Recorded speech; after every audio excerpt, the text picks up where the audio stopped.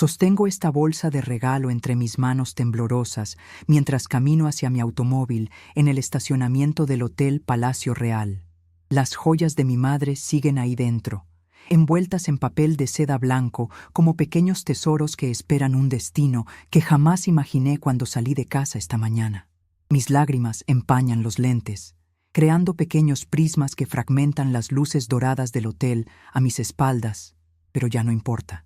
Nadie me está mirando. Nadie me ha mirado realmente en toda esta tarde, que se suponía sería una de las más felices de mi vida. Mis zapatos beige de tacón bajo resuenan contra el asfalto mientras me alejo de la música y las risas que se escapan por las ventanas abiertas del salón de fiestas.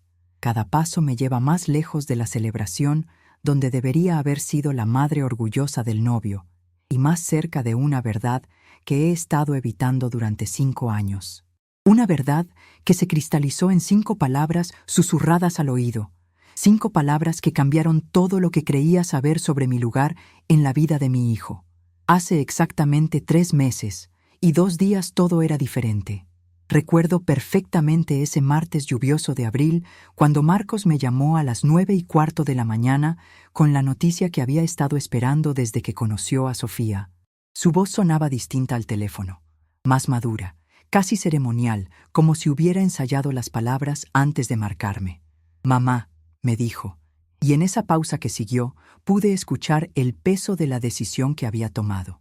Sofía y yo hemos decidido casarnos en julio. Yo estaba en mi cocina pequeña pero bien organizada, preparando el desayuno que nadie vendría a compartir conmigo, como había hecho cada mañana durante los últimos 5 años desde que Marcos se mudó a su propio apartamento.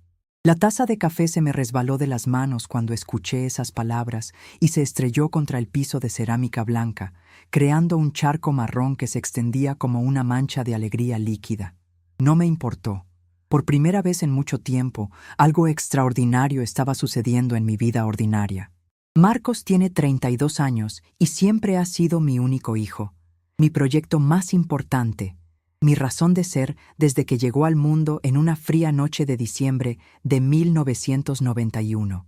Su padre, Roberto, nos abandonó cuando Marcos tenía apenas 8 años, llevándose no solo sus cosas y su ropa, sino también la mitad de mis sueños y toda la estabilidad económica que habíamos construido juntos durante una década de matrimonio. Se fue una mañana de marzo sin explicaciones profundas, dejando solo una nota sobre la mesa de la cocina que decía que había encontrado algo mejor, alguien mejor, una vida mejor. Desde ese día, todo mi mundo giró alrededor de ese niño de ojos grandes y sonrisa tímida que se convirtió en hombre demasiado rápido porque las circunstancias no nos dieron otra opción. Trabajé dobles y hasta triples turnos en el Hospital San Carlos como enfermera de urgencias para pagarle los estudios de ingeniería en la Universidad Politécnica. Vendí el piano vertical de mi abuela, ese instrumento de caoba brillante donde había aprendido a tocar valses cuando era niña, para comprarle su primera computadora cuando empezó la carrera. Vendí mi auto y usé transporte público durante 3 años para pagarle los libros y materiales de estudio. Cada sacrificio valía la pena cuando lo veía sonreír. Cada hora extra trabajada, cada comida que me saltaba para ahorrar dinero, cada noche sin sueño cuando él estaba enfermo o preocupado por los exámenes. Éramos un equipo, Marcos y yo contra el mundo, y esa alianza nos había llevado hasta aquí. Él se había graduado con honores, había conseguido un trabajo excelente en una empresa de consultoría, había comprado su propio apartamento. Mi misión como madre había sido un éxito rotundo. Sofía llegó a nuestras vidas hace exactamente 5 años, un viernes de octubre, cuando Marcos la trajo a cenar a casa por primera vez. Es una chica hermosa de 27 años, arquitecta graduada de la Universidad de Barcelona con una maestría en diseño sostenible, con esa elegancia natural y esa confianza en sí misma que yo nunca tuve y que siempre admiré en secreto. Tiene el cabello castaño claro que siempre lleva perfectamente peinado, ojos verdes que brillan cuando habla de sus proyectos y una sonrisa que transforma completamente su rostro. Desde el primer día supe que era especial, diferente a las novias anteriores de Marcos, que duraban unos meses y desaparecían sin dejar rastro. La forma en que Marcos la miraba esa primera noche, como si fuera la única persona en el mundo, era la misma manera en que mi padre miraba a mi madre antes de que la vida se volviera complicada con las deudas y las enfermedades y las decepciones. Era una mirada de adoración pura, de futuro compartido, de planes que se extienden más allá del próximo fin de semana. Yo quería amarla como a una hija desde el primer momento. Había soñado durante años con tener una nuera, alguien que completara nuestra pequeña familia, alguien que me diera nietos para consentir y historias que contar. Pero desde esa primera cena, siempre sentí que había una pared invisible entre nosotras, construida con ladrillos de cortesía educada y sonrisas que no llegaban completamente a los ojos. Sofía era amable conmigo, siempre correcta, nunca grosera. Preguntaba por mi trabajo, elogiaba mis comidas, me agradecía por haber criado tan bien a Marcos. Pero había algo en su manera de hablarme, una distancia sutil que no podía identificar claramente, pero que sentía como una corriente fría cada vez que intentaba acercarme más. Era como si existiera un protocolo invisible que ella seguía religiosamente, manteniéndome a una distancia segura de su verdadera intimidad con mi hijo. El día que me contaron sobre la boda, 3 meses atrás, decidí que esta vez sería diferente. Esta vez no me quedaría en segundo plano observando desde las sombras. Esta vez participaría activamente en la felicidad de mi hijo. Me integraría completamente a su nueva familia. Sería la suegra y futura abuela que Sofía necesitara. Esa misma tarde, todavía con el vestido del hospital puesto y oliendo a desinfectante, fui directamente al banco y retiré mis ahorros de emergencia. 5.000 euros, que había juntado euro por euro durante 10 años de trabajar guardias nocturnas los fines de semana, dinero que había mantenido intocable en una cuenta de ahorros para verdaderas emergencias, dinero que había resistido la tentación de gastar cuando se dañó el refrigerador, cuando necesité arreglar el techo que goteaba, cuando Marcos se graduó y quise regalarle algo especial. Todo ese dinero lo destiné completamente para la boda de mi hijo, para demostrar que podía contribuir significativamente a su felicidad. Pero antes de gastar ese dinero en flores costosas o música de orquesta, antes de pensar en catering o decoraciones, supe exactamente qué quería regalarle a Sofía como bienvenida oficial a nuestra familia. En mi dormitorio, guardado en una caja de terciopelo azul marino, en el fondo del último cajón de mi armario, entre fotos viejas y cartas amarillentas, estaba el tesoro más valioso que poseía en este mundo, las joyas de mi madre. Un collar de perlas naturales cultivadas que ella recibió como regalo de bodas en 1965, perlas perfectamente redondas del tamaño de garbanzos pequeños que brillaban con un lustre suave y cálido. Unos aretes de oro blanco, con pequeños diamantes, tallados en forma de lágrima, que heredó de su propia madre, mi abuela Esperanza, quien los había comprado con sus ahorros de costurera en los años 40, y una pulsera de plata antigua, con incrustaciones de zafiros azules del color del cielo de verano, que mi madre compró con sus primeros ahorros como maestra de escuela primaria en el pueblo donde creció. Mi madre, Carmen Elena Vázquez de Herrera, murió hace 15 años, después de una batalla larga y valiente contra el cáncer que la fue consumiendo lentamente durante 2 años. Pero 3 días antes de partir, cuando ya apenas podía hablar en susurros y tenía que esforzarse para mantener los ojos abiertos, me tomó de las manos con una fuerza sorprendente y me hizo una petición que resonó en mi corazón como una promesa sagrada. «Elena», me dijo con la voz quebrada pero firme, «estas joyas han pasado de madre a hija en nuestra familia durante 3 generaciones. Mi abuela se las dio a mi madre me las dio a mí, y ahora te las doy a ti. Pero no son para que las uses, mija, son para que las pases a la próxima generación de mujeres en nuestra familia, a tu nuera cuando Marcos se case, a tus nietas cuando crezcan. Son la conexión entre todas nosotras, el hilo invisible que nos une a través del tiempo». En ese momento, sosteniendo las manos frías de mi madre moribunda, pensé en una futura nuera que aún no tenía nombre ni rostro, en nietas que eran solo sueños distantes, en una tradición familiar que continuaría mucho después de que yo ya no estuviera. Nunca imaginé que ese momento había llegado finalmente, que la mujer destinada a recibir esas joyas era Sofía, y que yo tendría el honor de ser el puente entre el pasado y el futuro de nuestra familia. Durante las siguientes 3 semanas después del anuncio de la boda, planifiqué cada detalle del regalo con el cuidado de un joyero preparando una pieza maestra.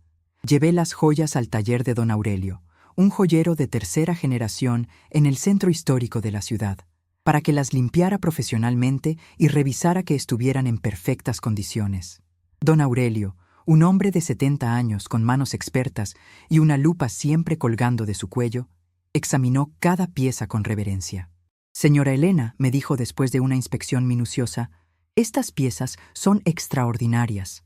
Las perlas son genuinas, cultivadas en aguas japonesas, de una calidad que ya no se encuentra fácilmente.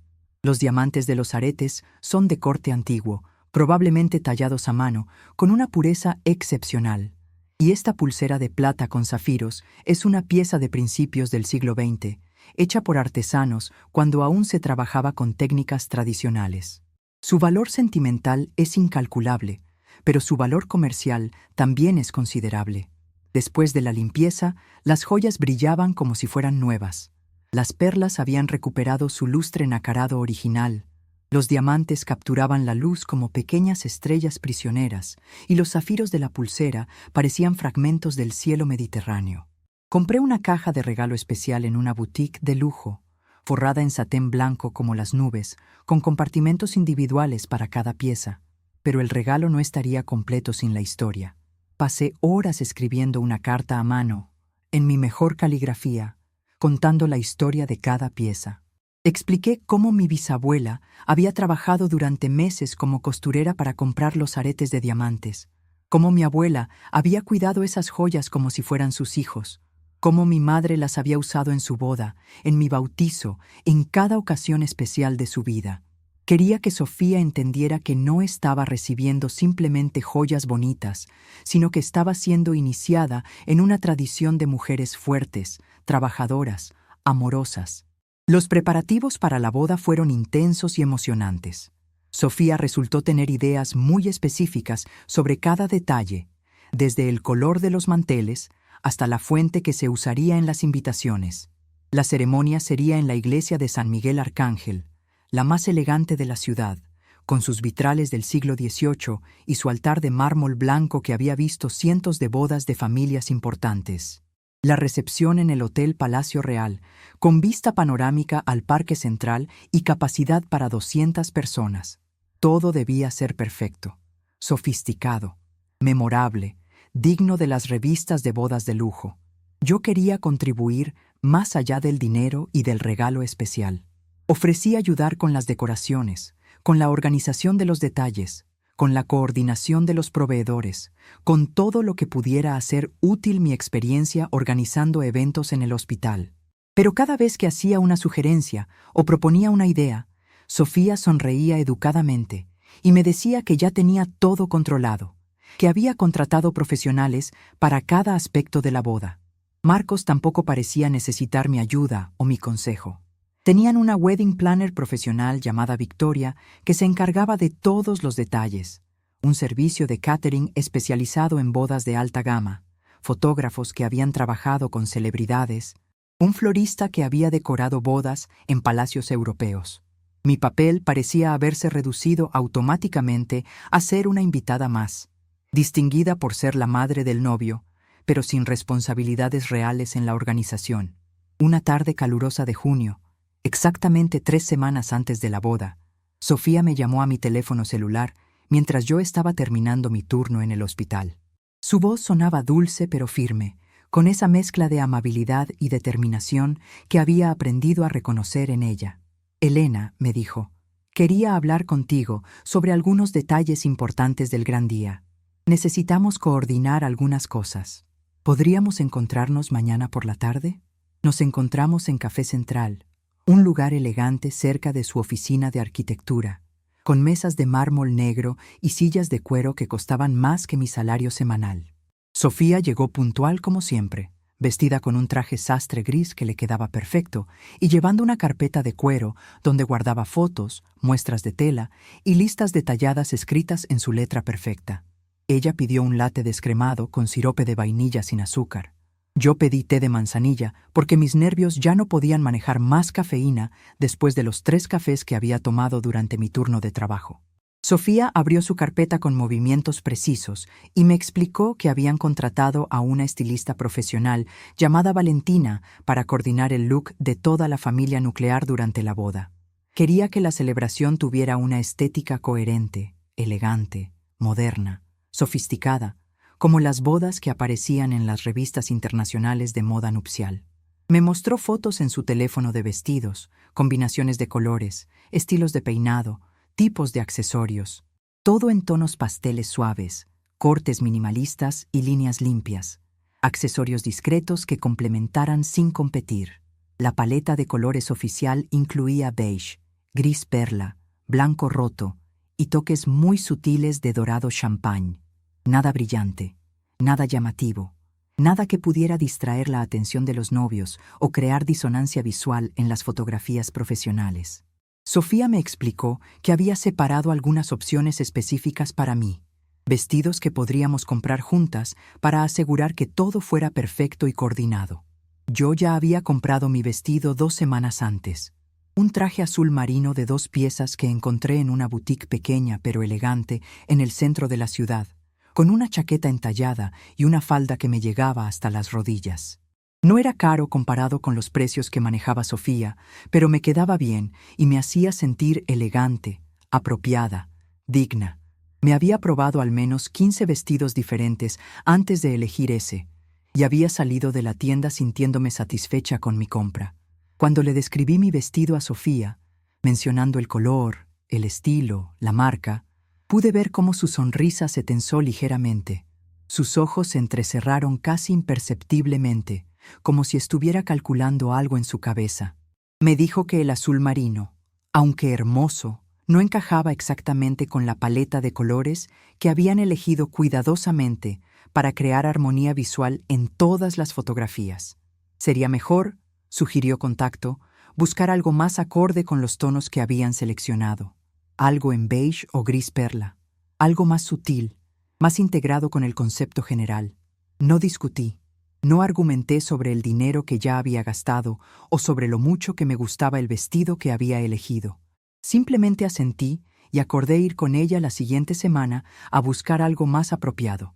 Fui con ella ese sábado por la mañana a 3 centros comerciales diferentes, cargando bolsas de compras mientras ella evaluaba opciones con ojo crítico de profesional. Sofía rechazaba sistemáticamente todo lo que yo elegía o sugería.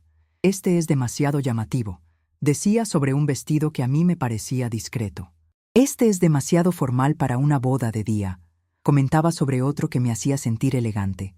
Este es demasiado juvenil para tu edad, Elena. Observaba sobre un tercero que me gustaba porque tenía un corte favorecedor.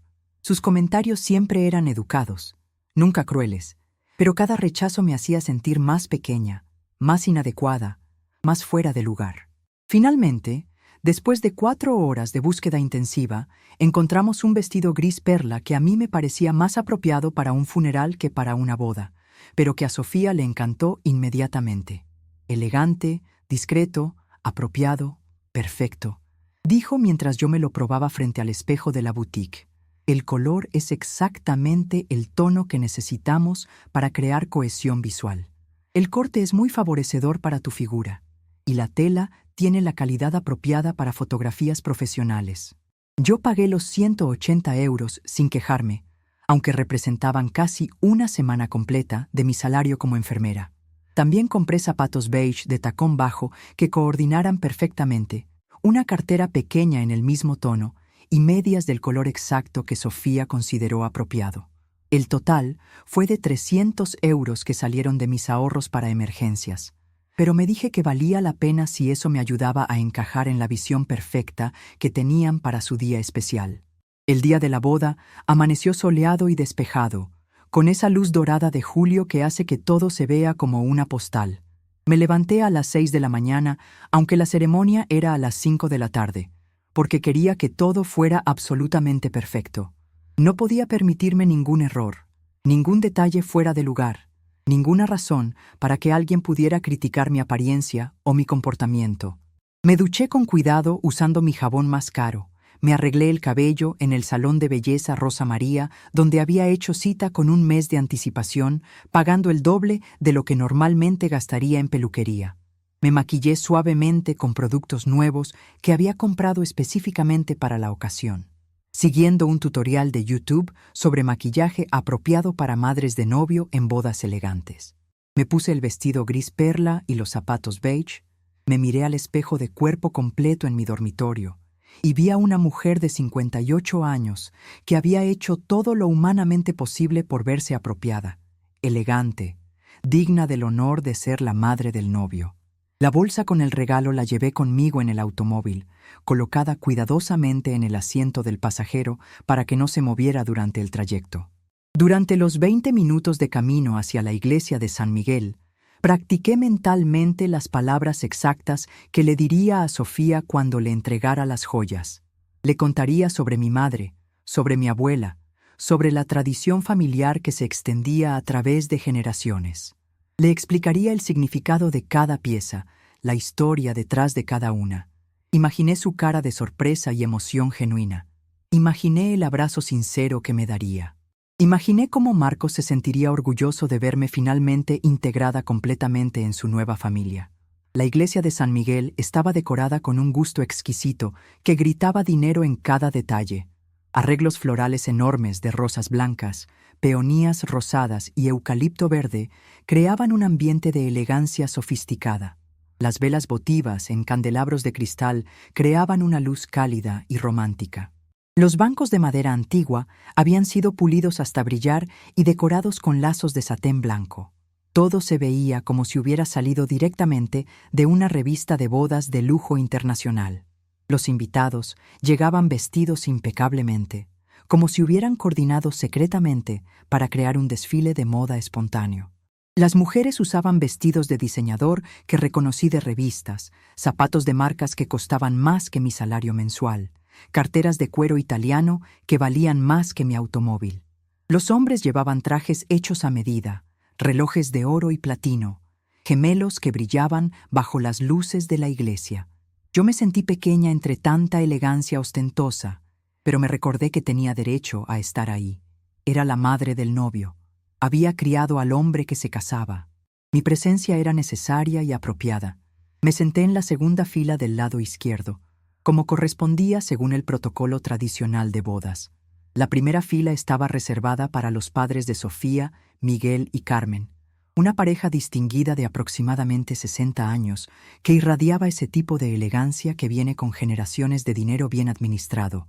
Miguel era arquitecto como su hija, socio senior en una firma prestigiosa que había diseñado edificios emblemáticos en toda España. Carmen era decoradora de interiores especializada en residencias de lujo, con una clientela que incluía empresarios, artistas y políticos. Ellos me saludaron cordialmente cuando llegué, con esa cortesía perfecta que caracteriza a las personas acostumbradas a eventos sociales importantes. «Buenos días, Elena. Qué hermoso día para una boda», dijo Miguel estrechando mi mano con firmeza apropiada.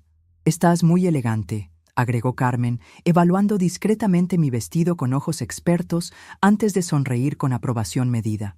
Pasé el examen visual, pero apenas, y pude sentir que ambos tomaron nota mental de cada detalle de mi apariencia para futuras referencias. La ceremonia fue hermosa, como algo salido de un cuento de hadas moderno. Sofía entró del brazo de su padre, absolutamente radiante, en un vestido de encaje francés que había costado más que lo que yo ganaba en 6 meses, con una cola que se extendía 3 metros detrás de ella y un velo de tul que flotaba como una nube. Cada paso que daba hacia el altar era calculado, elegante, perfecto para las cámaras que la seguían desde múltiples ángulos. Marcos la esperaba en el altar, nervioso pero feliz, vestido en un smoking negro que le quedaba como si hubiera sido diseñado específicamente para él. Cuando Sofía llegó a su lado y Miguel puso la mano de su hija en la mano de mi hijo, cuando se miraron a los ojos con esa intensidad que hace que el resto del mundo desaparezca, sentí una mezcla compleja de emociones que me tomó por sorpresa. Lloré durante los votos, pero fueron lágrimas complicadas que contenían alegría, nostalgia, orgullo, y una tristeza inexplicable que no pude identificar completamente en ese momento. Mi niño se estaba casando.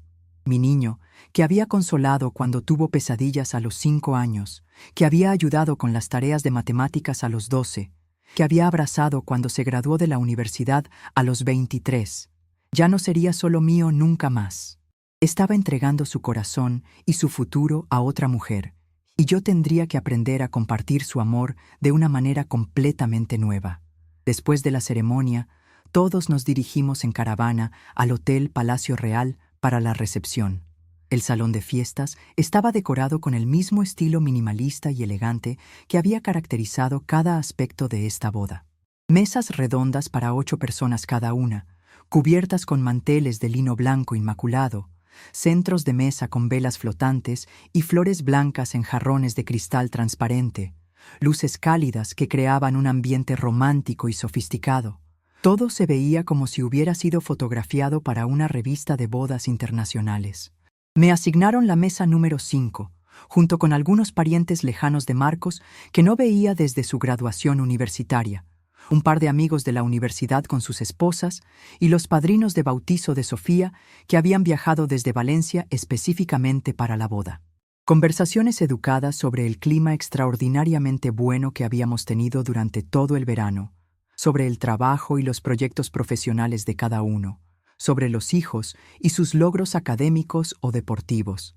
Nada profundo, nada personal, nada que creara conexiones reales o recuerdos duraderos. Desde mi lugar en la mesa, 5 podía ver perfectamente la mesa principal, donde estaban sentados los novios, rodeados de sus mejores amigos y hermanos. Todos jóvenes profesionales exitosos, todos riéndose de chistes privados que yo no podía escuchar, todos participando en conversaciones animadas sobre viajes a países exóticos, restaurantes de moda, obras de teatro de vanguardia, exposiciones de arte contemporáneo. Un mundo sofisticado y cosmopolita del que yo me sentía completamente excluida. Observé a Sofía toda la noche, esperando el momento perfecto para acercarme con mi regalo especial. No quería interrumpir durante el servicio de la cena de 7 platos preparada por un chef reconocido internacionalmente. No quería interferir durante los brindis emotivos de familiares y amigos. No quería romper el flujo natural de la celebración con mi gesto personal. Quería que fuera un momento especial, íntimo, memorable, tanto para ella como para mí.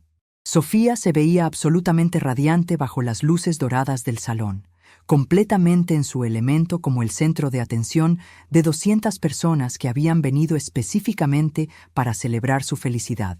Hablaba con grupos de invitados, posaba para cientos de fotografías profesionales y espontáneas, bailaba con Marcos canciones que habían elegido cuidadosamente para cada momento de la noche. Era la novia perfecta en la boda perfecta, ejecutando cada momento con la precisión de una actuación teatral bien ensayada. Durante la cena, observé las interacciones familiares con fascinación antropológica. Los padres de Sofía se movían por el salón como anfitriones expertos, asegurándose de que cada invitado se sintiera atendido y valorado. Conocían a casi todos por nombre, preguntaban por detalles específicos de sus vidas, recordaban conversaciones anteriores. Era obvio que estaban acostumbrados a organizar y asistir a eventos sociales de este calibre. Marcos también parecía haber adoptado naturalmente este rol de anfitrión sofisticado.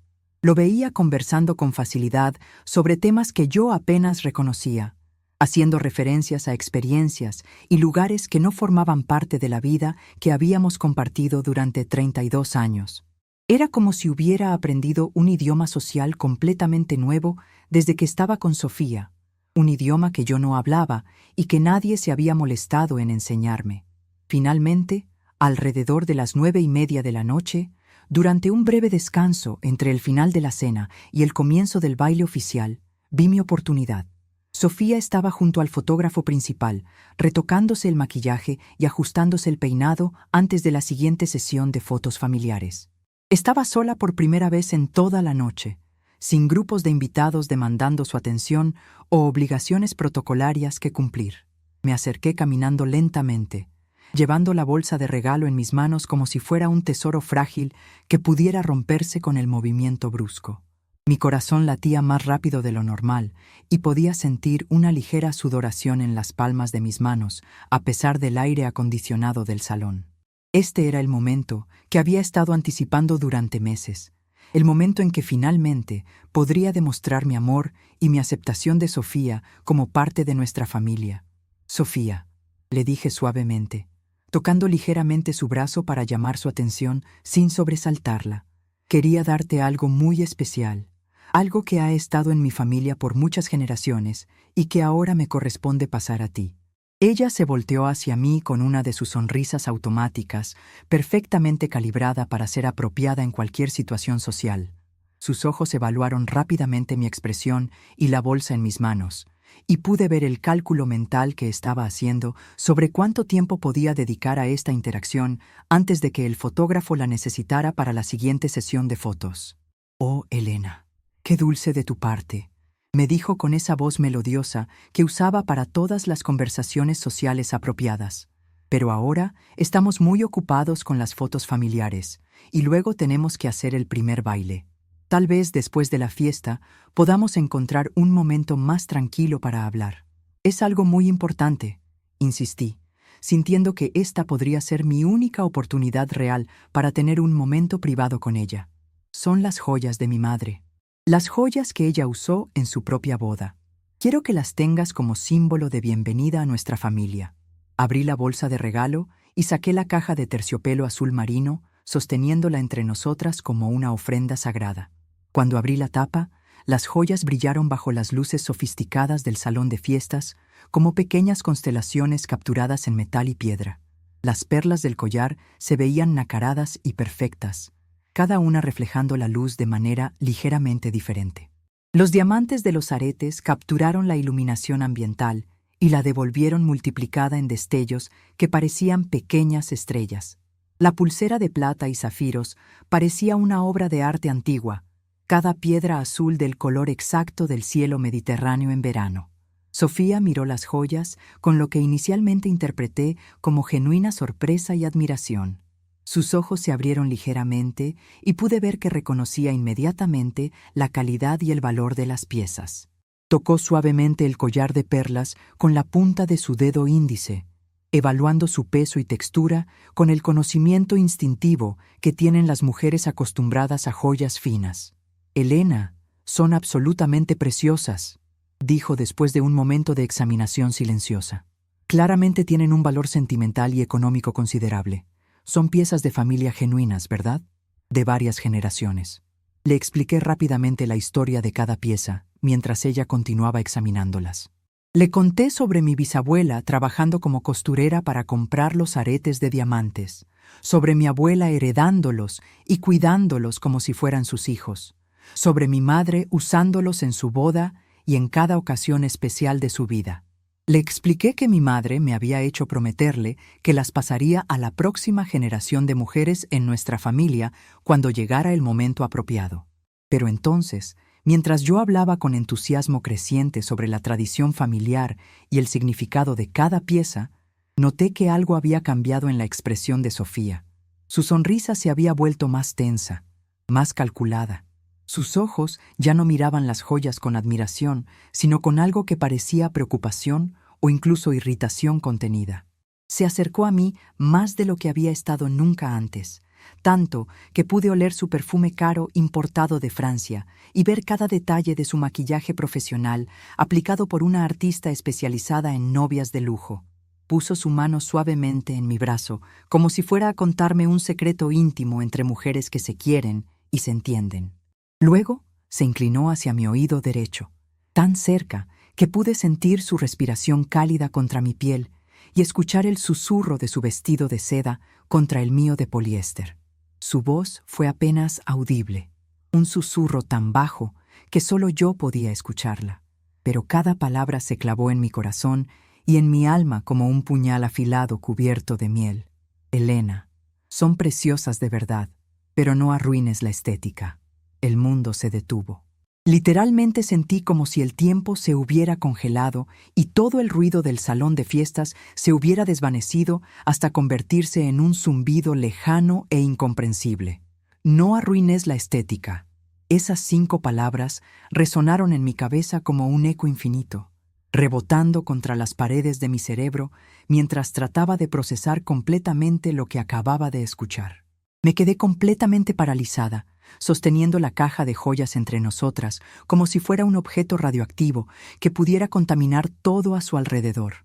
Sofía se enderezó inmediatamente después de pronunciar esas palabras y recuperó su sonrisa perfecta, como si nada hubiera pasado, como si no acabara de destrozar algo fundamental en mi comprensión de mi lugar en su vida y en la vida de mi hijo. El fotógrafo se acercó en ese momento exacto para llamar a Sofía para la siguiente sesión de fotos familiares. Ella me dio una palmadita rápida en el brazo, me agradeció nuevamente por el detalle tan dulce y se alejó caminando con esa gracia felina que caracterizaba todos sus movimientos. Yo me quedé ahí parada, sosteniendo las joyas rechazadas, tratando de procesar lo que acababa de experimentar. No arruines la estética. Cerré la caja de joyas mecánicamente, con movimientos automáticos que no requerían pensamiento consciente. Las guardé en la bolsa de regalo, con manos que temblaban ligeramente. Sonreí cuando el fotógrafo me pidió que me acercara para posar junto a los novios en algunas fotos familiares tradicionales. Dije todas las palabras apropiadas cuando otros invitados me preguntaron si estaba disfrutando la celebración. Pero por dentro, algo fundamental había cambiado para siempre. Durante el resto de la recepción, que se extendió hasta pasada la medianoche, con música en vivo y baile y más fotografías y más conversaciones educadas, observé todo desde una perspectiva completamente nueva. Era como si hubiera estado viendo una película en blanco y negro durante años y alguien hubiera encendido súbitamente el color, revelando detalles que siempre habían estado ahí, pero que yo había sido incapaz de percibir. Vi cómo los invitados me ignoraban educadamente después de cumplir con el saludo protocolar inicial. Vi cómo en las conversaciones grupales siempre terminaba siendo la que escuchaba en lugar de la que participaba. Vi cómo Sofía me presentaba sistemáticamente como la madre de Marcos, nunca como Elena, nunca como un individuo con identidad propia, nunca como alguien que pudiera ser interesante o valiosa independientemente de su relación con el novio. Vi cómo Marcos estaba tan completamente absorto en su nueva vida, en su nueva identidad como esposo de Sofía, que mi presencia se había vuelto periférica, ornamental, funcionalmente irrelevante, excepto para cumplir con las expectativas sociales básicas de tener a la madre presente en la boda. Recordé todos los momentos durante los últimos 5 años donde me había sentido ligeramente fuera de lugar, pero había atribuido esa sensación a mis propias inseguridades o a diferencias generacionales normales. Las cenas familiares, donde todos hablaban de viajes a países que yo no podía costear visitar, de restaurantes caros que nunca había escuchado mencionar, de obras de teatro y exposiciones de arte que requerían un nivel de sofisticación cultural que yo no poseía. Recordé las conversaciones sobre inversiones financieras y mercados inmobiliarios y estrategias de carrera que me hacían sentir como si estuviera escuchando un idioma extranjero. Los planes de fin de semana que nunca incluían preguntarme si quería acompañarlos, no por crueldad, sino porque simplemente no se les ocurría que yo pudiera encajar en sus actividades sociales. No arruines la estética había sido el mantra silencioso e invisible que había gobernado mi relación con ellos durante todo este tiempo, solo que yo había sido demasiado ingenua o demasiado desesperada por pertenecer para reconocerlo conscientemente. Me di cuenta de que para Sofía y para el círculo social en el que Marcos se había integrado completamente, yo era un recordatorio incómodo del pasado menos sofisticado de mi hijo. De una época cuando él no tenía dinero para ropa de diseñador o vacaciones en el Caribe o membresías en clubes exclusivos. Yo representaba las luchas económicas, los sacrificios de clase trabajadora, los años difíciles que él prefería olvidar ahora que había ascendido exitosamente en la escala socioeconómica.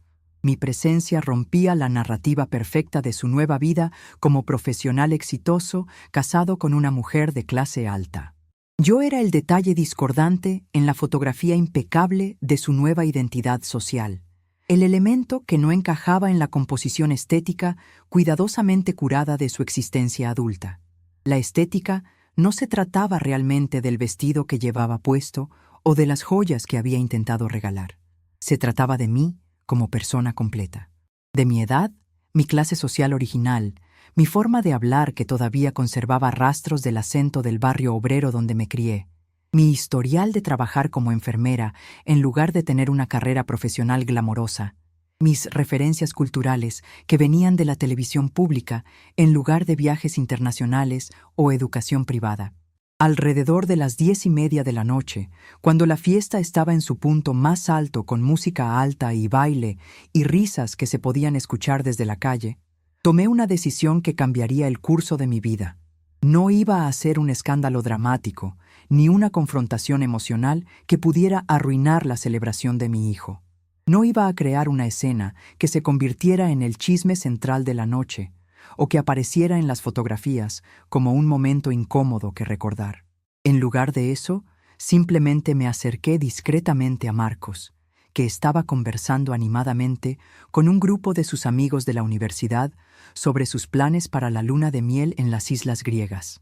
Esperé pacientemente a que hubiera una pausa natural en la conversación antes de tocar suavemente su brazo para llamar su atención. «Marcos, hijo», le dije con la voz más normal que pude conseguir. «Ha sido una boda absolutamente hermosa. Sofía se ve radiante y tú te ves muy feliz. Pero tengo que irme un poco temprano porque mañana tengo turno en el hospital muy temprano». Era mentira, por supuesto. No tenía que trabajar al día siguiente, pero necesitaba una excusa socialmente aceptable para irme sin crear preguntas incómodas o conversaciones que pudieran revelar mi verdadero estado emocional. Marcos asintió distraídamente, todavía parcialmente enfocado en la conversación con sus amigos, y me dio un beso rápido en la mejilla. «Gracias por venir, mamá», me dijo con sinceridad genuina pero superficial. «Significó mucho para nosotros tenerte aquí. Conduces con cuidado y mándame un mensaje cuando llegues a casa».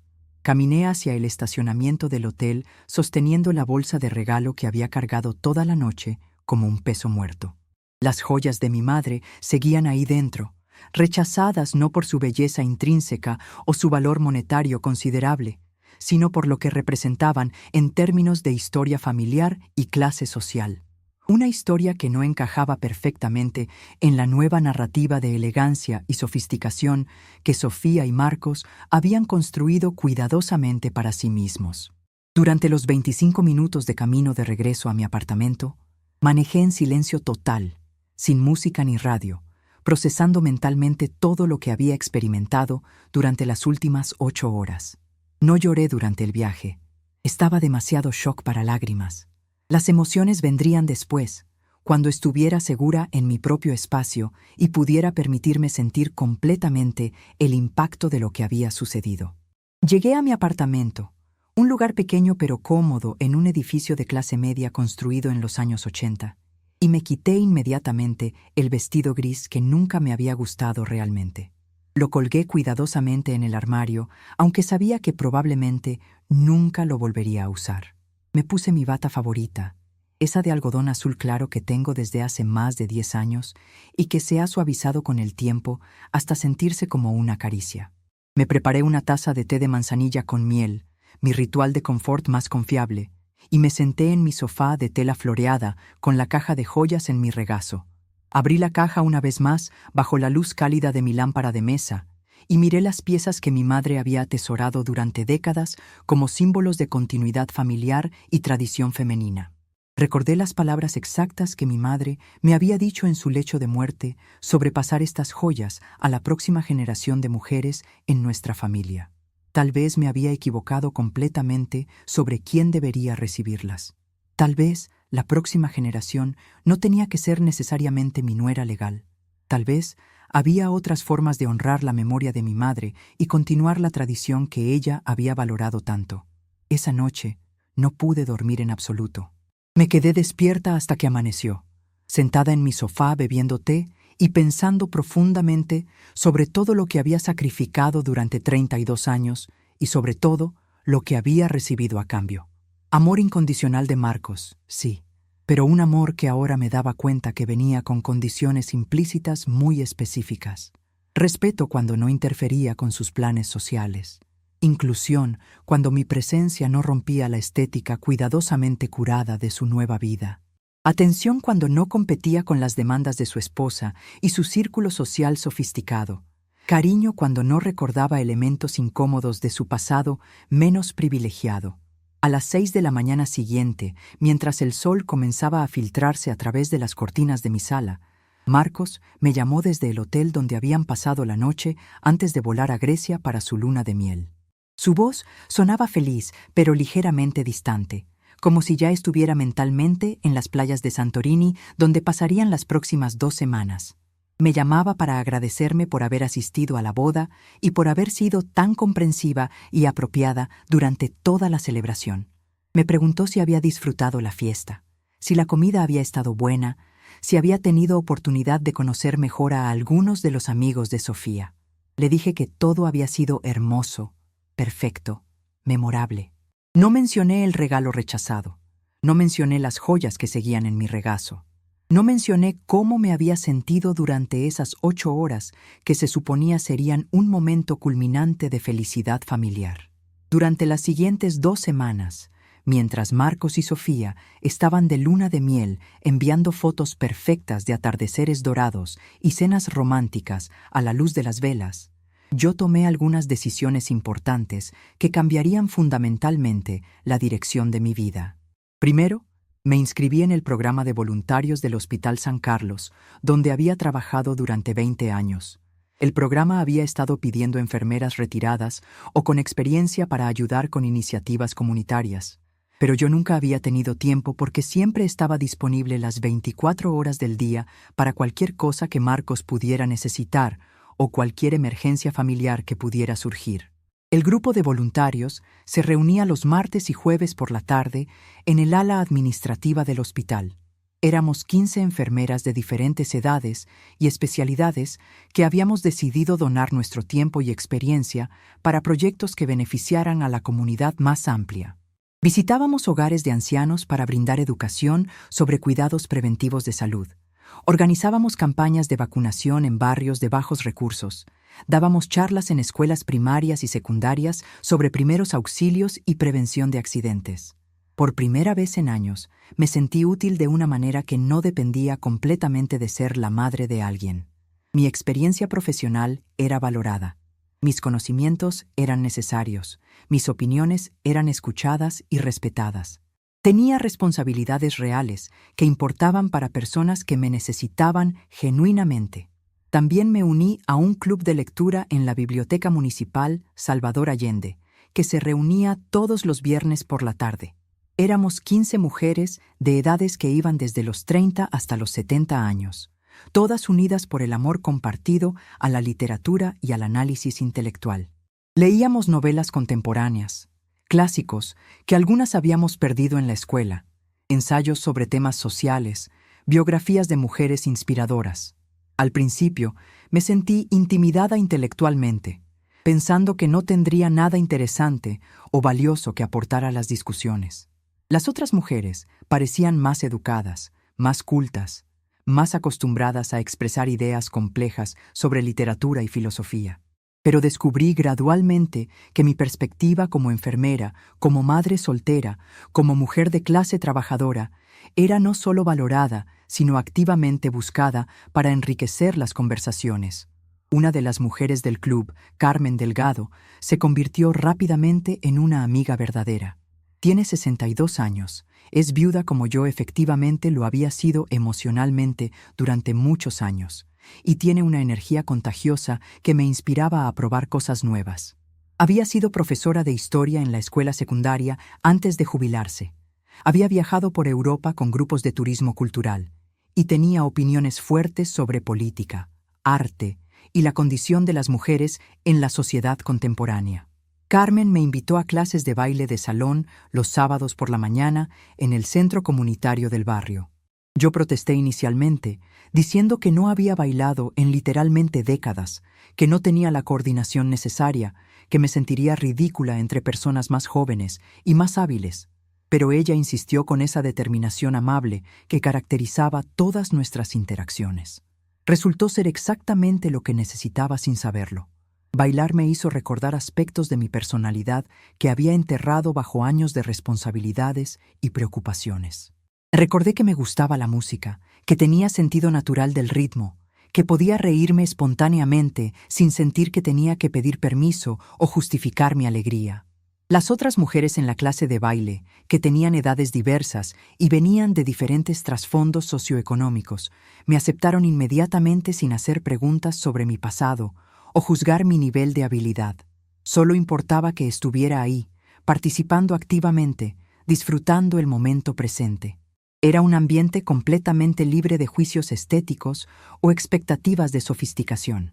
Un mes después de la boda, cuando Marcos y Sofía regresaron bronceados y relajados de su luna de miel en las islas griegas, me invitaron a cenar en su nuevo apartamento que habían comprado en el distrito financiero de la ciudad. Era un lugar hermoso y moderno, con pisos de mármol italiano y ventanales del suelo al techo que ofrecían vistas panorámicas del skyline urbano. El apartamento estaba decorado con el mismo gusto minimalista y sofisticado que había caracterizado su boda. Todo en tonos de blanco, gris y negro, con toques de oro rosa en los accesorios. Muebles de diseño escandinavo, arte abstracto en las paredes, plantas que requerían cuidados específicos para mantener su apariencia perfecta. Muy elegante, muy fotogénico, muy frío emocionalmente. Durante la cena, que consistió en salmón preparado con técnicas culinarias que habían aprendido en un curso de cocina gourmet, hablaron extensamente sobre sus planes futuros como pareja. Querían comprar una casa más grande en los suburbios exclusivos dentro de 2 años. Sofía estaba considerando seriamente abrir su propio estudio de arquitectura especializado en diseño sostenible de lujo. Marcos había recibido una promoción significativa en su empresa de consultoría que incluía la posibilidad de viajar internacionalmente. Todo sonaba emocionante y exitoso y cuidadosamente planificado. Yo escuché atentamente y asentí en todos los momentos apropiados, pero me di cuenta de que me sentía como una observadora externa de sus vidas en lugar de una participante emocional genuina en sus sueños y ambiciones. Al final de la noche, mientras me preparaba para irme y Sofía recogía los platos de la cena, ella me agradeció nuevamente por mi generosidad durante la boda. El dinero que me diste para nuestra luna de miel fue increíblemente generoso, Elena, dijo mientras cargaba platos caros hacia el lavavajillas de última generación. Nos permitió hacer cosas especiales que no habríamos podido costear de otra manera. Yo asentí sin corregir su versión de los hechos. No mencioné que el dinero había sido solo una parte de lo que había planeado regalar. No mencioné las joyas que seguían guardadas en mi armario, esperando encontrar su verdadero destino. Simplemente sonreí y dije que me alegraba haber podido contribuir a su felicidad. En el automóvil, durante el viaje de regreso a mi apartamento, me di cuenta de que el dolor agudo del rechazo se había transformado en algo diferente. Ya no me dolía de la manera intensa y personal que había experimentado esa primera noche. En cambio, había una especie de claridad triste, pero liberadora, sobre la naturaleza real de mi relación con ellos. 2 meses después de la boda, en un martes lluvioso de septiembre, recibí una llamada telefónica que cambiaría todo nuevamente. Era de María González, una de las mujeres del grupo de voluntarios del hospital, con quien había desarrollado una amistad basada en valores compartidos y experiencias similares como madres trabajadoras. Elena, me dijo con emoción apenas contenida en su voz, tengo que contarte algo maravilloso. Mi nieta Sandra se casa en diciembre. Va a ser una boda pequeña y sencilla, pero están muy emocionados. El problema es que Sandra está un poco triste porque no tiene joyas familiares para usar en su boda. Nuestra familia perdió todo durante la crisis económica de 2008 y no tenemos los recursos para comprar algo especial. Le pregunté a María si sería posible conocer a Sandra personalmente. Quedamos en encontrarnos los 3 en el mismo café donde meses antes me había reunido con Sofía para discutir la coordinación estética de la boda. Pero esta conversación sería completamente diferente en espíritu y propósito. Sandra resultó ser una joven de 24 años con una belleza natural y una personalidad genuinamente cálida que me conquistó inmediatamente. Trabajaba como maestra de 2º grado en una escuela primaria pública en un barrio de clase trabajadora. Exactamente el tipo de trabajo que yo admiraba, porque requiere vocación genuina más que ambición económica. Estaba enamorada de David, un carpintero de 28 años que había conocido en una clase de arte comunitaria donde ambos tomaban lecciones de cerámica los fines de semana. No tenían mucho dinero según los estándares contemporáneos, pero tenían algo mucho más valioso: respeto mutuo, valores compartidos, sueños realistas pero esperanzadores y una conexión emocional auténtica que se podía sentir cuando estaban juntos. Cuando le conté a Sandra sobre las joyas de mi madre, explicándole cuidadosamente la historia de cada pieza y el significado que habían tenido para 3 generaciones de mujeres en mi familia, sus ojos se llenaron de lágrimas genuinas de emoción y gratitud. No estaba calculando su valor monetario en relación con alguna estética predeterminada. No estaba evaluando si encajarían con algún concepto de sofisticación. Estaba simplemente honrada y conmovida de que yo quisiera compartir algo tan especial y significativo con ella. Elena, me dijo tomando mis manos entre las suyas, que son suaves pero muestran las marcas del trabajo manual honesto.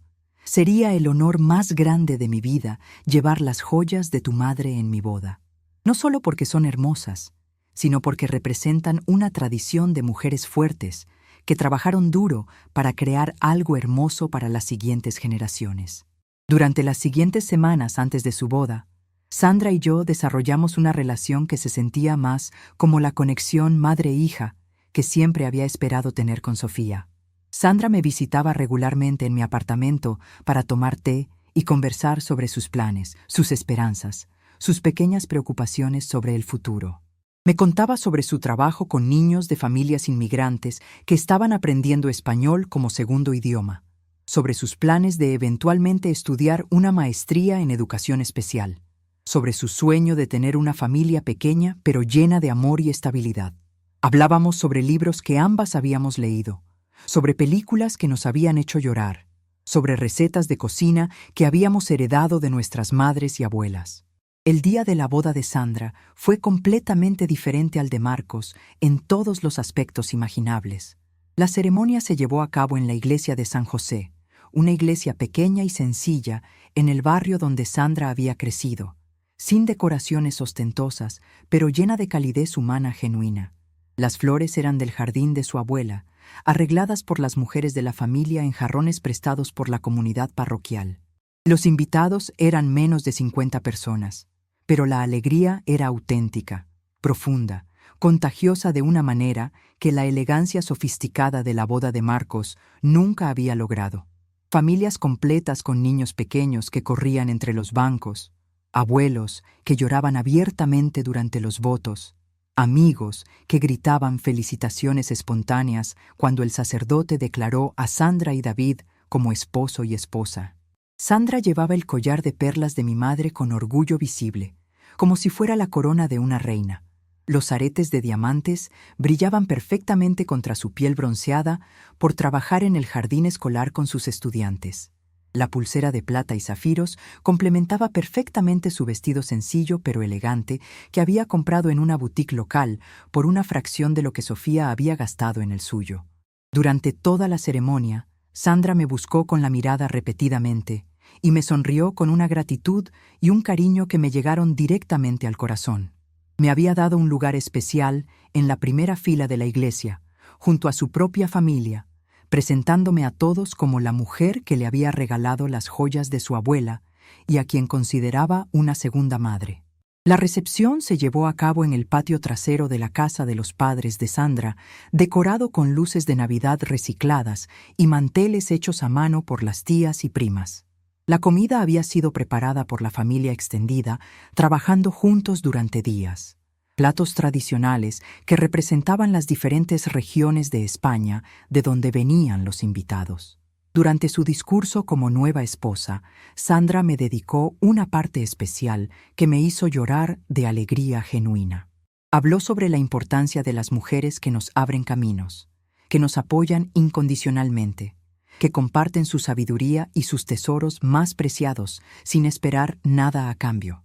Habló sobre cómo las joyas no solo la hacían sentir hermosa físicamente, sino conectada espiritualmente con una tradición de mujeres fuertes, trabajadoras, generosas.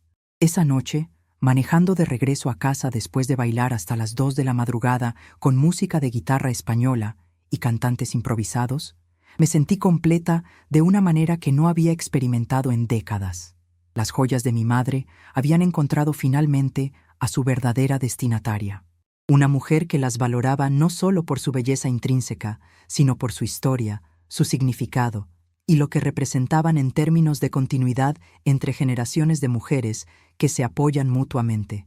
3 meses después de la boda de Sandra, en una fría mañana de marzo, Marcos me llamó con noticias que me llenaron de una alegría complicada pero genuina. Sofía estaba embarazada de 3 meses.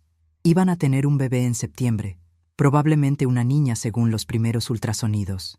Su voz sonaba emocionada y feliz, pero también ligeramente nerviosa por las responsabilidades que se avecinaban. Yo también me emocioné sinceramente. La idea de ser abuela me llenaba de una anticipación dulce y una esperanza renovada, pero esta vez las cosas serían diferentes. Yo había aprendido lecciones importantes sobre límites personales, sobre dignidad propia, sobre no sacrificar mi identidad completamente para encajar en las expectativas de otros.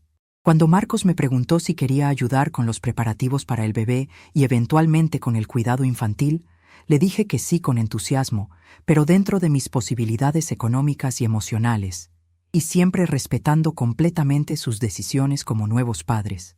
No oferté cuidar al bebé tiempo completo como una nana gratuita.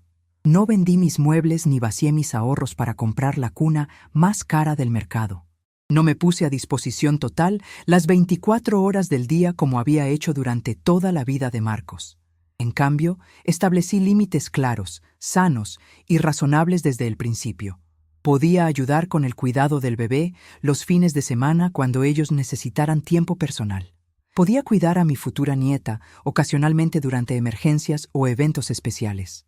Podía ser una abuela presente, involucrada, amorosa, pero no una empleada doméstica gratuita o una solución conveniente para el cuidado infantil caro. Sofía parecía inicialmente sorprendida por mi nueva actitud más independiente y menos servicial, pero también notablemente aliviada. Tal vez ella también había sentido la presión incómoda de mi devoción excesiva anterior, de mi necesidad desesperada de ser necesitada. Con límites claros y expectativas realistas, nuestra relación comenzó a volverse más auténtica, menos tensa, más funcionalmente respetuosa. El bebé nació en septiembre, exactamente 1 año y 2 meses después de la boda. Una niña hermosa y saludable que se llama Isabela Carmen, combinando el nombre de la reina histórica con el de mi madre fallecida. Cuando la conocí en el hospital, sosteniendo su cuerpecito diminuto mientras dormía pacíficamente, sentí el amor incondicional y transformador que solo una abuela puede experimentar. Pero esta vez, ese amor venía sin expectativas exageradas, sin sacrificios extremos, sin la necesidad de perder mi propia identidad en el proceso de ser la abuela perfecta según los estándares de otros. Isabela creció durante sus primeros años, visitándome cada 15 días, siempre acompañada por uno de sus padres, pero desarrollando gradualmente una relación especial conmigo que era independiente de las dinámicas familiares complicadas. Le encantaba cuando le contaba historias de mi trabajo en el hospital, aventuras reales pero apropiadas para su edad sobre ayudar a personas enfermas y salvar vidas. Bailábamos juntas en mi sala de estar con música española tradicional que yo había aprendido a amar en mis clases de baile. Cocinábamos recetas simples que yo había heredado de mi propia madre y abuela. Isabela no me veía como un accesorio opcional en la estructura familiar o como una conveniencia para el cuidado gratuito de niños. Me veía como Elena, su abuela, una persona completa con sus propias historias fascinantes, intereses diversos, experiencias únicas. Para ella, yo tenía valor intrínseco independiente de mi utilidad funcional para sus padres.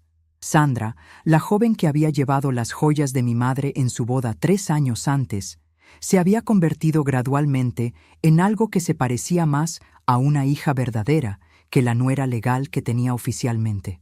Nos veíamos regularmente para almorzar, para ir de compras, para asistir juntas a obras de teatro comunitarias y conciertos gratuitos en el parque. Me contaba sobre su trabajo como maestra, sobre los desafíos de educar a niños que venían de familias con dificultades económicas, sobre sus planes de estudiar una maestría en educación especial durante los veranos. Me consultaba sobre decisiones importantes en su vida. Me incluía en celebraciones familiares. Me trataba como una persona cuyas opiniones y experiencias eran valiosas y relevantes. Cuando Sandra tuvo su primer bebé 2 años después de su boda, un niño hermoso llamado Miguel, en honor a su abuelo paterno, me pidió que fuera la madrina oficial. Fue uno de los honores más grandes y más significativos de mi vida entera.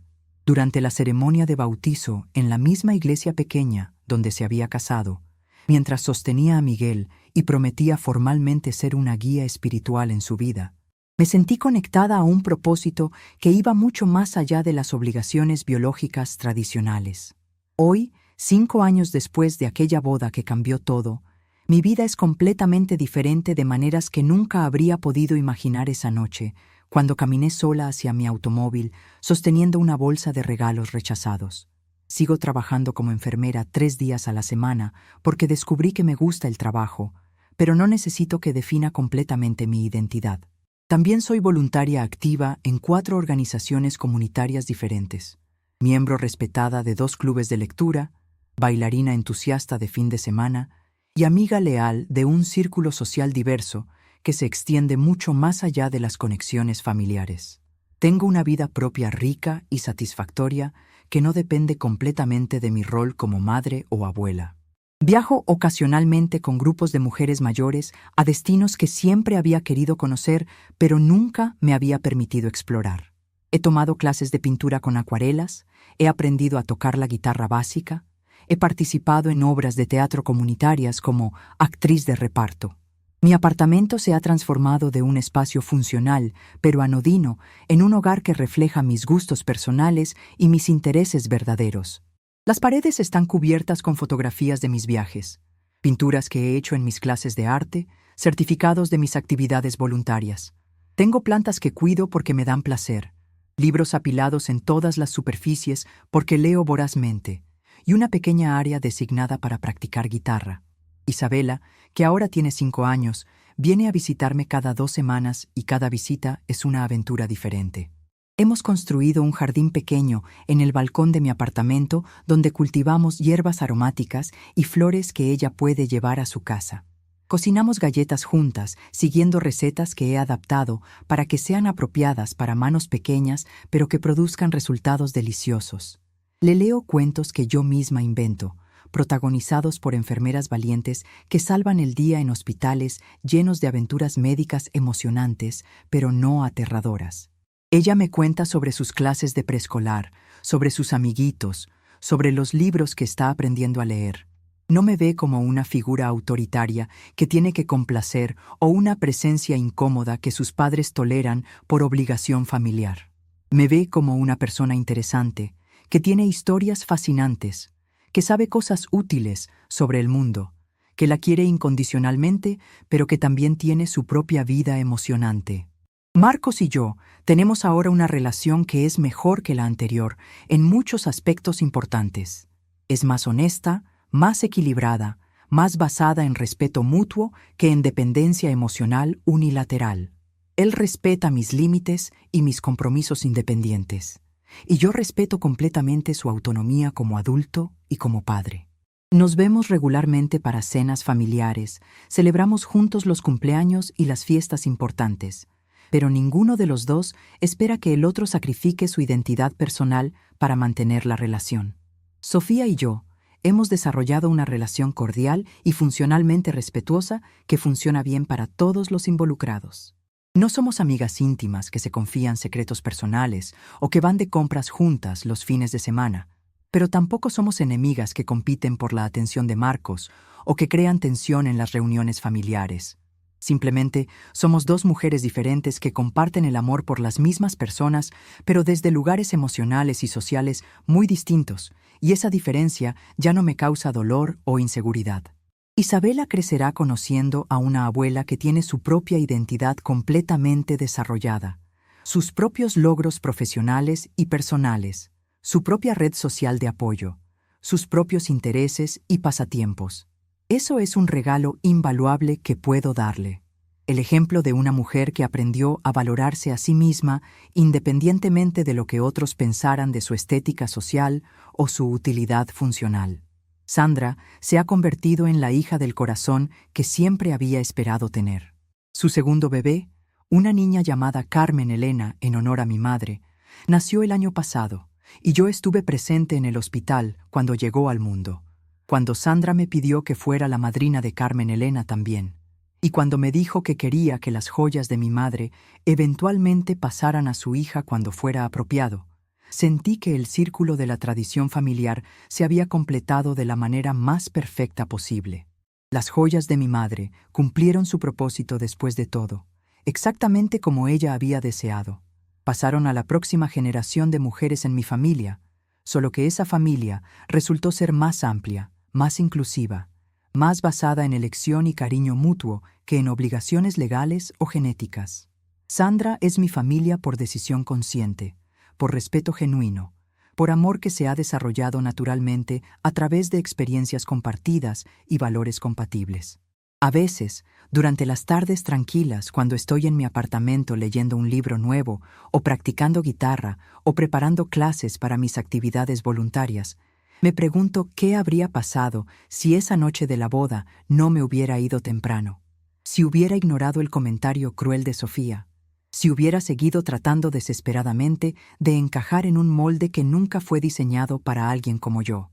Probablemente habría pasado los siguientes años sintiéndome cada vez más pequeña, más invisible, más irrelevante en la vida de mi hijo.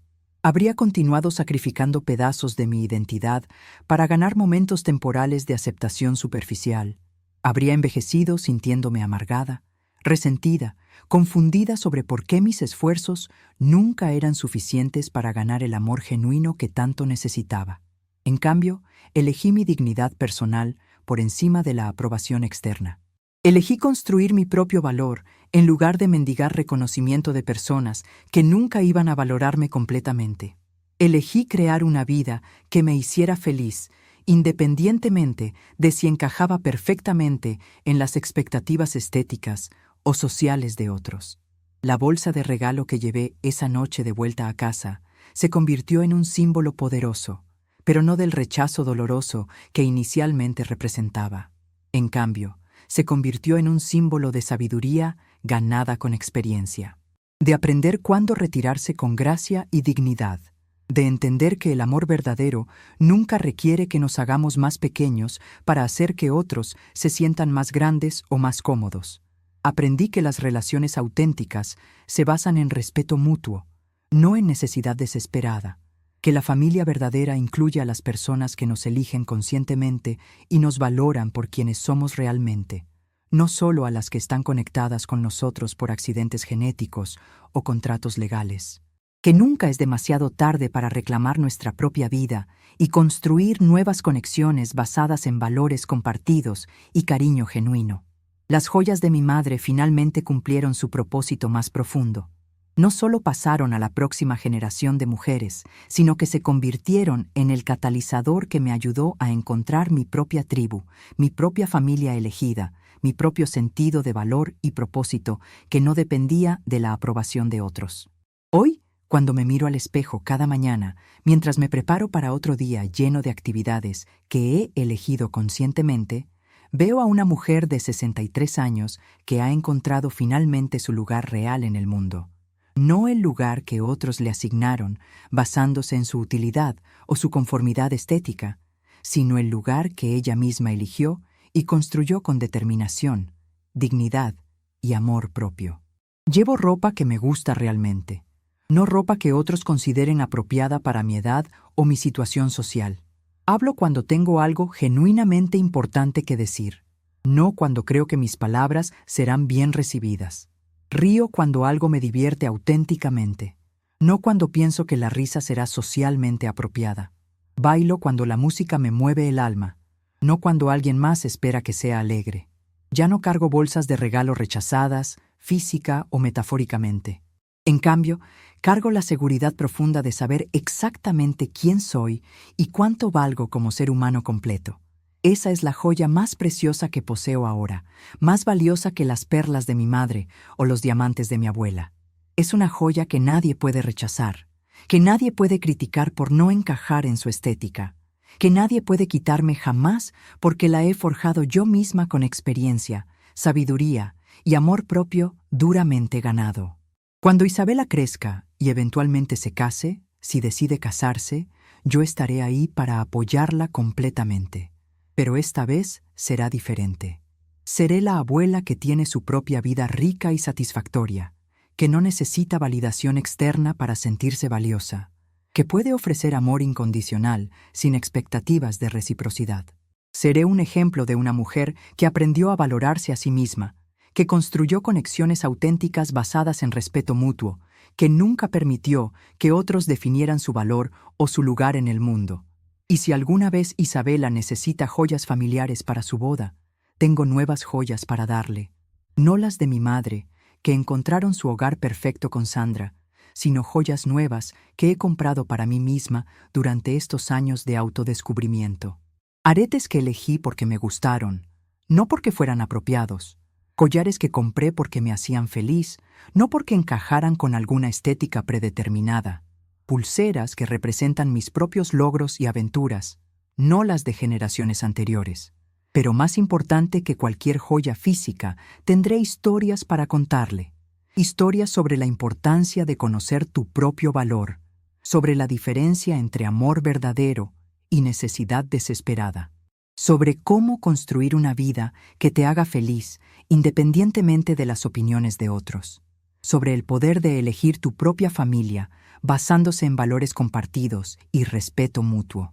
Esas historias serán mi verdadero legado para Isabela, mucho más valiosas que cualquier herencia material, porque las joyas se pueden perder o romper o pasar de moda, pero la sabiduría sobre cómo valorarse a sí misma es una herencia que durará toda su vida y que podrá pasar a sus propias hijas o a las mujeres jóvenes que elija adoptar como familia.